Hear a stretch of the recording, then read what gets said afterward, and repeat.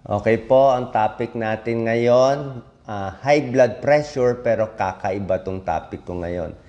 Yung high blood na tinatawag natin, isolated lang. Anong ibig sabihin? 'Di ba alam nyo ang high blood pressure, 'di ba? Ang normal is 120/80. Tinuturo ko sa inyo. Paglampas ng 140 o lampas ng 90, sinasabi natin may high blood. Pero itong kondisyon na ituturo ko, kakaiba. Paano kung isang numero lang ang may high blood? Paano kung yung una lang ang mataas, yung 140 ka lang lampas? Paano kung yung pangalawang numero lang ang mataas? Anong ibig sabihin nito? Nangyayari to. Iba ang gamutan dito. Okay, explain ko kinig lang kayo maigi. For example, ang blood pressure ay 180/70. 180 ang taas, 70 normal. Ano tawag doon? Ang tawag doon, yung unang number lang mataas eh. Kaya tawag doon, isolated systolic hypertension. Ibang tao yon, ibang dahilan yon, ibang gamutan doon. Sa pangalawa namang sitwasyon, yung unang number, normal, 130. Yung pangalawang number sa baba, ang mataas, 100. Talagay natin, 130, 100. Okay yung una, yung pangalawang mataas. May alam pa ako na mga 140/110. Yung 140, borderline. 110, sobrang taas. So, bakit ganoon? Pag yung ibaba naman ng mataas lang, ang tawag doon, isolated diastolic hypertension. So, bilang internist, bilang cardiologist, ito talaga linya namin. Iba-iba to, iba-ibang gamutan. Kailangan po makinig kayo. Okay? Unahin natin yung mataas yung ibaba. Okay? Yung 140, 110. Yung mga 130/100. Ang tawag dyan, isolated diastolic hypertension. Yung pangalawang numero ang tumataas. So, ang blood pressure, dalawang numero. Yung systolic, yan ang number pag ang puso bumobomba. Pag contract ng puso, yung contract niya, yun yung malakas. Pag yung puso nakarelax in between the beats, yun yung mas mababa. Yun ang nakukuha natin dito. Yung una pati yung pangalawa. So, 120/80 ang normal. Ito, mataas lang yung ibaba. Let's say, tulad nga na example ko, 130/100. Yung 100, sasabihin na iba, Dok, kailangan ba ako matakot? Yung over ko lang ang mataas eh. Explain ko sa iyo, kailangan tayong matakot kahit yung over lang. So, sino at paano tumataas yung pangalawang numero lang? Ang nagkakaroon ng isolated diastolic hypertension ay mga kabataan, mas bata. Yung ganito ang blood pressure karamihan sa inyo, edad 30 years old, edad 40 hanggang 50 lang. 50 and younger. Usually, lumiliit yung mga arterioles, maliliit na arteries. So, mas bata yon, mas excitable, minsan yung iba may nervyos, mas matataba sila na mas bata. Pwede rin may mga sakit, mga kidney disease. Yung mga may kidney disease na bata, ganyan ang blood pressure. Yung mga may obesity, may sleep apnea, yan din ang blood pressure. Alcoholic, mataas ang triglyceride po pwede din. Yung mga dating may sakit sa puso na bata pa, okay? Mga lalaki, mas prone magkaroon ng diastolic hypertension. Tulad na sinabi ko, pwede nyo po i-comment yung blood pressure nyo, yung mababa ang mataas. Ang usually nakikita ko, mga 130/100, yan ang mga mas common. So, ano ang komplikasyon nito? Ang komplikasyon, pag yung isolated diastolic hypertension, pareho din sa komplikasyon ng parehong mataas. Yung parehong mataas, palagay natin 180/110. Ayun, normal high blood yun, parehong mataas. Complication is still the same. Heart disease, heart attack, heart failure, irregular heartbeat, barado yung mga ugat sa paa, peripheral artery disease, Pag nagka-complicate na, doon ng, siyempre, heart attack na, masakit dibdib, hinihingal. Ngayon, kung meron kang isolated diastolic hypertension na yung mababa lang mataas, ano sintomas? Alam niyo ano sintomas? Wala. Walang sintomas.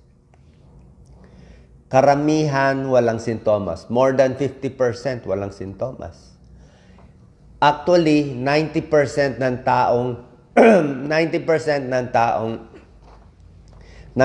ng taong may isolated diastolic hypertension, hindi nila alam may mataas yung diastolic nila. Tapos, almost 80% sa kanila hindi ginagamot. Kasi minsan yung doktor hindi rin ganun ka-aggressive gumamo sabihin, yung isang number lang naman mataas, hayaan muna natin. Pero hindi po tama yon. Dapat ginagamot. Okay? Merong mga gamot na mas bagay sa isolated diastolic hypertension. Pag yung second number, di ba? Anong gamot bagay? As usual, yung tinuturo ko sa yung favorite ko na pinakamalakas na gamot na, di ba? Yung lagi kong tinuturo, generic yun. Wala man tayo na-endorse, generic. Amlodipine. Di ba? Calcium channel blocker ang first choice. Para kung mataas yung mababa. Amlodipine, felodipine, lasodipine, whatever. Second and third choice, yung mga pril. Enalapril, captopril, lisinopril. Third choice, yung mga sartan. Losartan, valsartan, telmisartan. So, yan ang mga babagay. So, tandaan nyo, pag yung ilalim mababa, yung mababa ay mataas, yung second number, ginagamot. Huwag papabayaan. Okay, pareho din yung komplikasyon. And usually, sa kabataan, 40, 30 years old, may kidney problem, mas excitable, mas overweight, sila yon. Itong kabilang situation, pabaliktad. Yung unang number naman ang mataas. Oo. Meron dyan meron pa nga 200/80. Ang taas nung una, pero yung pangalawa, normal. Meron dyan ako, 170/60. May ganon. 170, ang taas, oh. Ay, yung 60, ang baba naman. Ano gagawin? Pag binigyan ng gamot, baka lalong bumaba. Yung 60, baka bumaba, natatakot. So, gagamutin, hindi gagamutin, tuturuan ko kayo. So, yung kanina, sabi ko, sa diastolic hypertension, gamutin. Kailangan gamutin. Kailangan ibaba yung second number. Pero dito sa isolated systolic hypertension, sino ang tinatamaan nito? Okay? Ang tinatamaan nitong 180/70, yung malayo yung numero, ay matatanda naman. Opposite to. Usually senior, usually above 65, 70 years old, mas matatanda, mas tumataas yung una, mas bumababa yung pangalawa. Kasi kasama to sa aging. Pag tumatanda tayo, tumitigas yung mga arteries natin. Pag tumitigas, so matigas siya, meron ng bara-bara. So pag bomba ng puso, masikip. Kaya ang taas ng unang number. Tapos, kasi nga yung mga arteries natin, hindi na elastic, baga sa goma, hindi na malambot eh. Matigas na siya eh. Kaya pag relax ng puso, mahina na rin siya. Hindi na siyang nagko-contract masyado. Kaya yung second number naman, mababa masyado.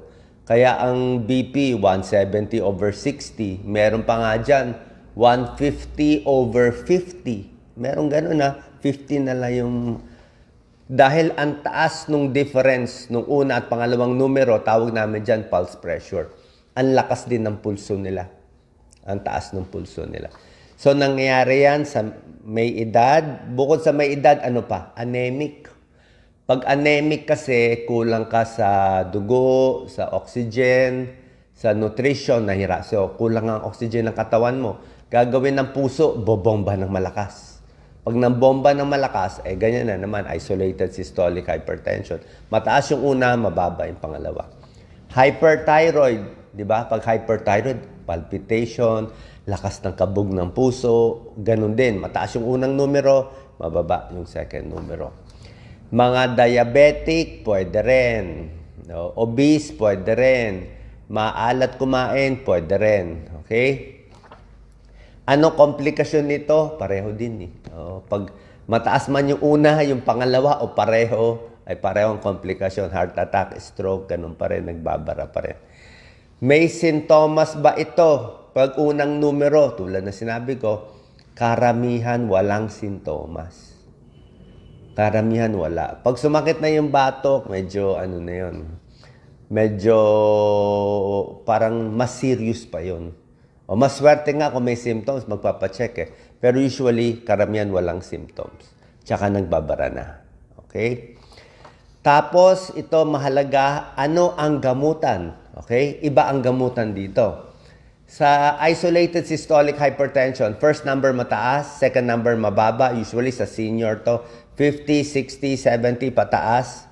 Ang number one choice nyo, as usual, ang favorite ko, amlodipine na naman. Lagi ko sinasabi sa inyo, di ba? Pinaka magandang gamot, favorite ng cardiologist eh.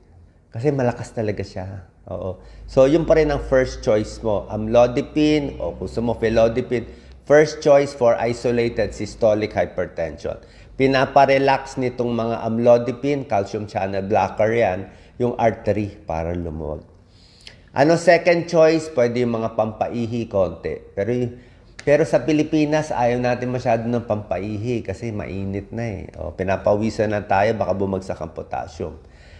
Tapos dito sa isolated systolic hypertension, may mga gamot na mas ayaw natin. Pwede rin ibigay pero mas mahina sila, less efficacy, less effective. Ito yung mga losartan, valsartan, mas mahina. Tsaka yung mga pril, enalapril, captopril, lisinopril, mas mahina. Diba, lagi ko naman sinasabi sa inyo, mas mahina talaga siya. Anong ibig sabihin mas mahina? Kung ang BP mo 200/80, tapos bibigyan mo ng losartan o enalapril, hindi bababa. Bababa lang konti, baka ma-stroke pa rin yung tao. Diba? Kaya pag ganito, gusto mo amlodipine, 5 mg, 10 mg. Pag hindi nakuha, tsaka mo combine ng iba. Kasi mas malakas yung isa eh. Gusto mo makontrol. Isa pa, sa may edad, tama yung ayaw natin masyado ibaba yung blood pressure. Pero pag ganitong 180/80, kailangan mo pa rin ibaba. 180 is too high. Siguro kung ayaw mo ibaba ng 130, kahit mga 150 o 140, at least maibaba mo siya. Kasi hindi natin alam kung kailan tataas eh. Isa pa, kailangan i-check yung blood pressure.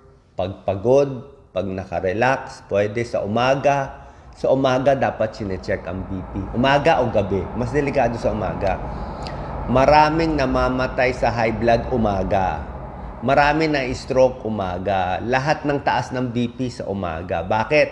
Ay pagkagising, mataas ang cortisol, bagong adrenaline, di ba? Maaga eh. Nandun lahat yung energy, nandun tumataas ang BP.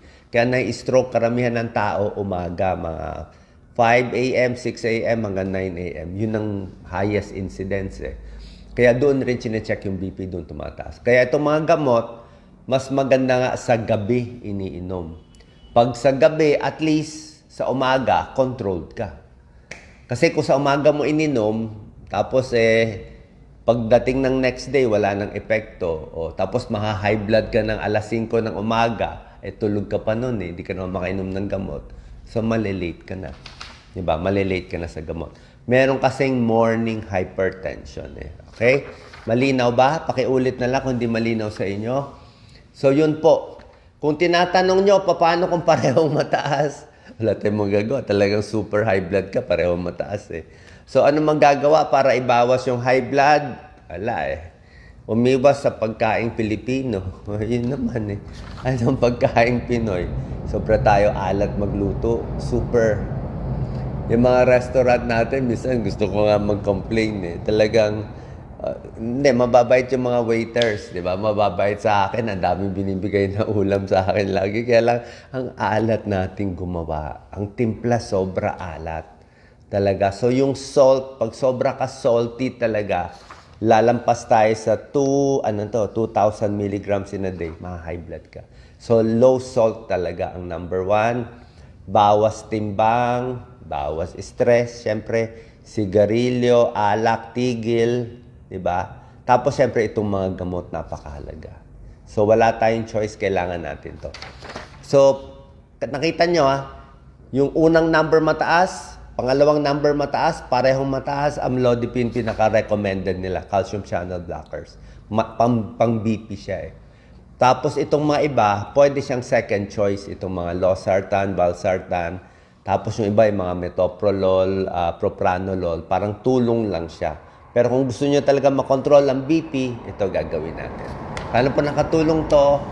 Comment nyo na lang, tapos kung meron pa akong topic na hindi nakita. So, ang pinaka-lesson, kahit yung second number lang mataas, 130 over 100, kailangan gamutin. Yung doktor kailangan gamutin. Baka minsan nakakaligtaan. Kasi baka sabihin, 130 lang yung una ba't ko pa gagamutin? Yung second lang, pareho Parehong deadly. Ito, 2 times the risk of heart attack and stroke. Pareho rin, wala Pag yung una mataas, pwede mo sabihin, ay matanda lang siya, mataas yung una, baka bumaba. Pero pag yung unang number mataas, kailangan mo pa rin ibaba konti. Siguro yung pagbaba mo lang, mas swabe lang konti. Diba? Mas konting swabe. Yung dosis, ina-adjust na mas swabe para maibaba mo lang konti. Okay? Saan po nakatulong tong video? God bless po. Share po na.